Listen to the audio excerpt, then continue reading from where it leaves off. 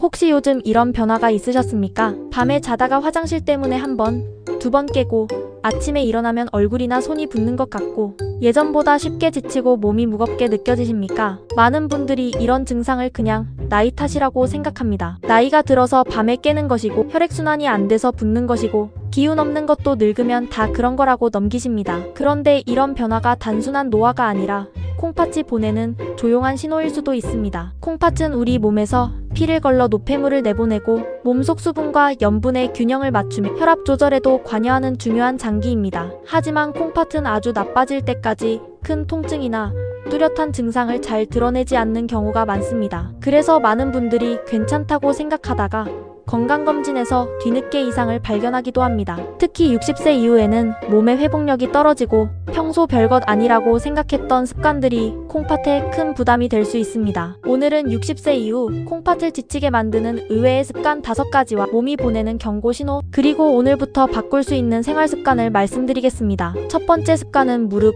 허리, 어깨가 아플 때마다 진통제를 습관처럼 먹는 행동입니다. 나이가 들면 여기저기 아픈 곳이 생깁니다. 계단을 내려갈 때 무릎이 시큰하고 오래 앉아있다 일어나면 허리가 묵직하고 어깨나 손가락 마디가 뻣뻣할 때도 있습니다. 그래서 많은 분들이 외출 전, 잠들기 전, 비 오는 날 통증이 심할 때 진통제를 찾습니다. 물론 통증이 심할 때 약의 도움을 받는 것은 필요할 수 있습니다. 문제는 필요할 때만 먹던 약이 점점 습관이 되는 경우입니다. 마트에 가야 하니까 한 알, 손주 보러 가야 하니까 한 알, 허리가 아프니까 자기 전에 한 알. 이렇게 반복되면 본인도 모르게 진통제 의존이 커질 수 있습니다. 일부 진통제는 콩팥으로 가는 혈류에 부담을 줄 수 있습니다. 특히 고혈압이나 당뇨가 있거나 몸에 수분이 부족한 상태에서 진통제를 자주 복용하면 콩팥이 더 힘들어질 수 있습니다. 여름철 땀을 많이 흘렸는데 물은 적게 마시고 허리나 무릎 통증 때문에 약을 먹는 상황은 특히 조심해야 합니다. 또 여러 병원을 다니면서 처방약을 따로 받고 여기에 약국에서 산 진통제나 감기약,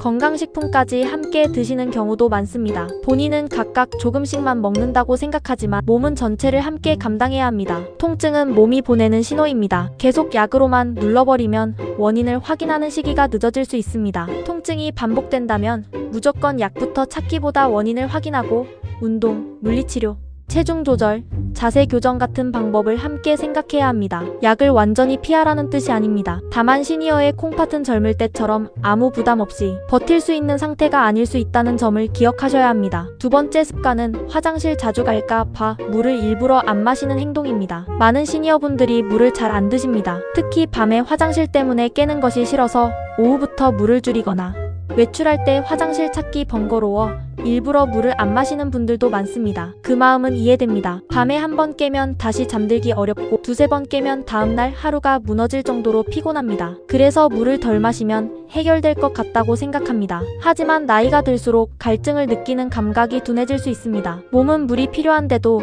본인은 목이 마르지 않다고 느끼는 경우가 있습니다. 그래서 스스로는 괜찮다고 생각하지만 실제로는 수분 부족 상태가 반복될 수 있습니다. 콩팥은 혈액을 걸러 노폐물을 내보내야 합니다. 그런데 몸에 수분이 부족하면 이 과정에 부담이 생길 수 있습니다. 특히 혈압약이나 이뇨제를 드시는 분, 당뇨가 있는 분, 더운 날 땀을 많이 흘리는 분은 더 조심해야 합니다. 커피를 마셨으니 괜찮다, 국을 먹었으니 물을 마신 것과 같다고 생각하는 분들도 있습니다. 하지만 짠 국물이나 당이 많은 음료는 매일 물 대신 마시기에는 적절하지 않을 수 있습니다. 그렇다고 무조건 물을 많이 마시라는 뜻은 아닙니다. 심장이나 콩팥 질환으로 수분 제한을 안내받은 분은 반드시 의료진의 지시에 따라야 합니다. 다만 특별한 제한이 없는 분이라면 물을 하루 종일 조금씩 나누어 마시는 습관이 중요합니다. 아침에 일어나서 한 컵, 오전에 한 컵, 점심 전후 한 컵, 오후에 한 컵, 저녁 식사, 즈음 한 컵처럼 시간을 정해두면 좋습니다. 잠들기 직전에 몰아서 마시기보다 낮 동안 나누어 마시는 것이 현실적입니다. 물병을 식탁이나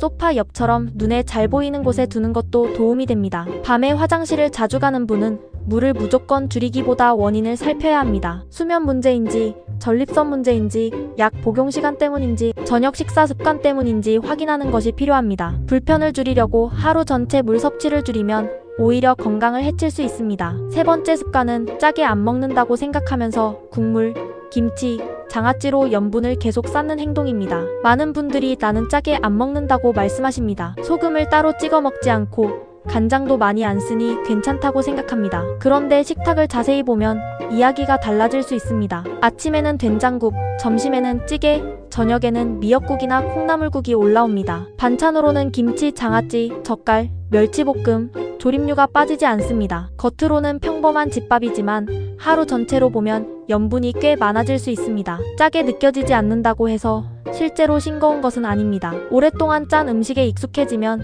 입맛이 그간에 적응합니다. 남들은 짜다고 느끼는 음식도 본인은 보통이라고 생각할 수 있습니다. 염분을 많이 섭취하면 몸은 물을 붙잡으려는 방향으로 기울 수 있고 붓기가 생기기 쉬우며 혈압도 올라갈 수 있습니다. 혈압이 올라가면 콩팥은 더 큰 부담을 받습니다. 특히 고혈압이나 당뇨가 있는 분이라면 짠 식습관은 더욱 조심해야 합니다. 염분은 소금통에서만 오는 것이 아닙니다. 국물, 양념, 시판 반찬, 가공식품, 라면, 즉석국 속에도 많습니다. 건강식처럼 보이는 된장국, 김치, 생선조림도 양과 빈도에 따라 부담이 될 수 있습니다. 문제는 음식 자체가 아니라 얼마나 자주, 얼마나 많이, 국물까지 모두 먹는지입니다. 가장 먼저 바꿀 수 있는 것은 국물을 남기는 습관입니다. 건더기 위주로 드시고 국물은 맛보는 정도로 줄이는 것이 좋습니다. 김치와 장아찌는 끊으라는 뜻이 아니라 작은 접시에 덜어 양을 줄이는 것이 좋습니다. 반찬 수를 늘리기보다 간이 센 반찬을 줄이는 것이 중요합니다. 즉석국, 라면, 가공 반찬은 편하지만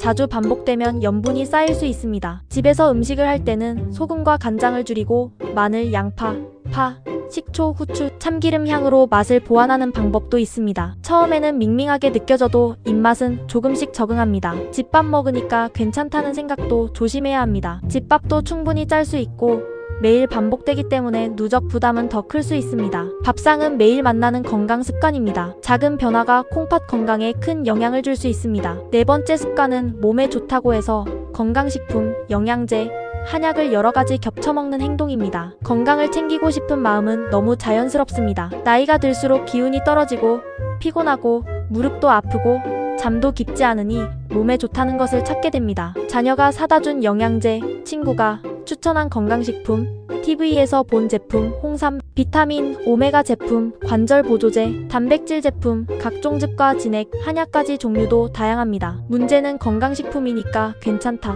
천연 성분이니까 안전하다고 생각하는 것입니다. 하지만 몸 안으로 들어오는 모든 것은 결국 몸이 처리해야 합니다. 콩팥도 그 부담에서 자유롭지 않습니다. 특히 이미 혈압약, 당뇨약, 콜레스테롤약, 위장약, 관절약을 드시는 분이라면 건강식품까지 더해졌을 때 조합이 복잡해집니다. 성분이 겹칠 수도 있고 예상하지 못한 부담이 생길 수도 있습니다. 제품 하나보다 더 문제인 것은 여러 가지를 겹쳐 먹는 습관입니다. 하나는 괜찮을 수 있어도 5가지, 6가지가 함께 들어오면 몸의 부담은 달라집니다. 콩팥은 이런 누적 부담을 조용히 감당하다가 지칠 수 있습니다. 단백질 제품도 마찬가지입니다. 근육을 지키기 위해 단백질이 중요하다는 말은 맞지만 이미 콩팥 기능이 좋지 않은 분에게는 무조건 고단백이 정답이 아닐 수 있습니다. 개인 상태에 따라 조절이 필요합니다. 가장 먼저 해야 할 일은 지금 먹고 있는 약과 건강식품을 모두 적어보는 것입니다. 처방약만이 아니라 영양제, 건강식품, 한약, 즙, 진액까지 함께 적어야 합니다. 병원에 갈 때도 처방약만 말하지 말고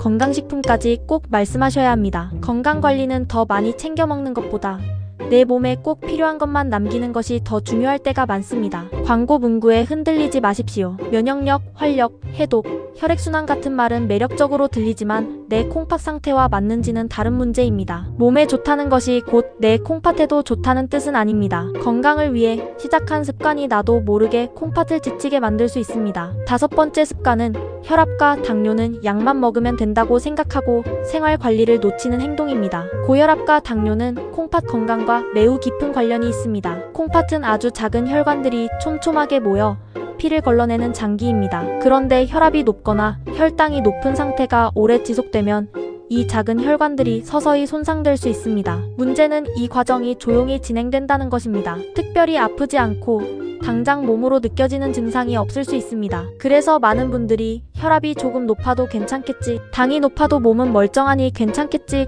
약 먹고 있으니 문제없겠지 하고 넘기십니다. 하지만 약을 먹는 것만으로 모든 관리가 끝나는 것은 아닙니다. 혈압과 당뇨 관리는 식사, 운동, 체중, 수면, 스트레스, 약 복용의 규칙성이 함께 가야 합니다. 특히 약을 임의로 빼먹거나 기분에 따라 조절하는 것은 위험합니다. 오늘 혈압이 괜찮은 것 같다고 약을 안 먹거나 어제 짜게 먹었다고 마음대로 약을 더 먹는 식은 좋지 않습니다. 약은 반드시 의료진과 상의해 조절해야 합니다. 혈압과 혈당은 느낌이 아니라 기록으로 봐야 합니다. 집에서 혈압을 재는 분이라면 시간대를 정해 기록해두는 것이 좋습니다. 당뇨가 있는 분도 진료 때 필요한 기록을 챙기면 관리에 도움이 됩니다. 식사에서는 짠 음식과 단 음식을 함께 줄이는 것이 중요합니다. 걷기 운동도 도움이 됩니다. 무릎이 아픈 분이라면 무리하지 않는 범위에서 걷기, 실내 자전거, 의자에 앉아 하는 운동, 가벼운 근력 운동을 꾸준히 해보는 것이 좋습니다. 또 건강검진 결과를 그냥 흘려듣지 마십시오. 콩팥 관련 수치가 전보다 나빠졌는지, 소변에 담백이 보이는지, 추적 검사가 필요한지 꼭 확인하셔야 합니다. 콩팥은 증상이 없을 때 관리하는 것이 훨씬 중요합니다. 이제 콩팥이 보내는 위험 신호를 말씀드리겠습니다. 첫 번째는 붓기입니다. 아침에 눈두덩이가 붓고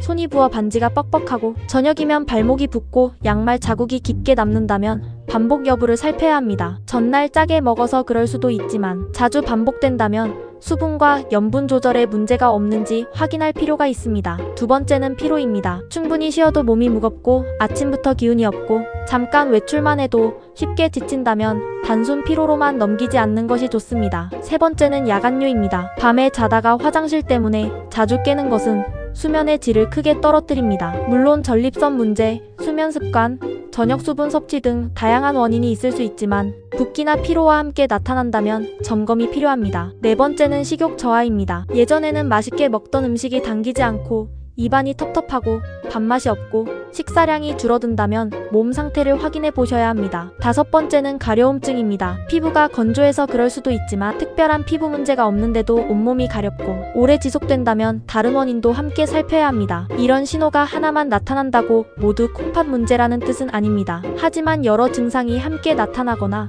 예전보다 심해지거나 반복된다면 그냥 나이 탓으로 넘기지 않는 것이 중요합니다. 마지막으로 콩팥 건강을 지키는 생활 습관을 정리하겠습니다. 첫째, 물을 조금씩 나누어 드십시오. 특별한 수분 제한이 없다면 하루 동안 시간을 정해 물을 마시는 습관을 들이는 것이 좋습니다. 둘째, 식사는 싱겁게 하고 국물은 줄이십시오. 김치, 장아찌, 젓갈, 찌개류는 양을 조절하고 국물은 남기는 습관을 들이십시오. 셋째, 진통제는 습관처럼 드시지 마십시오. 통증이 반복되면 원인을 확인하고 복용 중인 약과 건강식품을 의료진에게 알려야 합니다. 넷째, 건강식품을 한번 정리해 보십시오. 많을수록 좋은 것이 아닙니다. 내 몸에 필요한 것만 남기는 것이 중요합니다. 다섯째, 혈압과 혈당을 꾸준히 관리하십시오. 약만 믿지 말고 식사, 운동, 기록, 정기검진을 함께 챙기셔야 합니다. 오늘은 60세 이후 콩팥을 망가뜨릴 수 있는 의외의 습관 5가지를 말씀드렸습니다. 아플 때마다 진통제를 찾는 습관, 화장실 때문에 물을 줄이는 습관,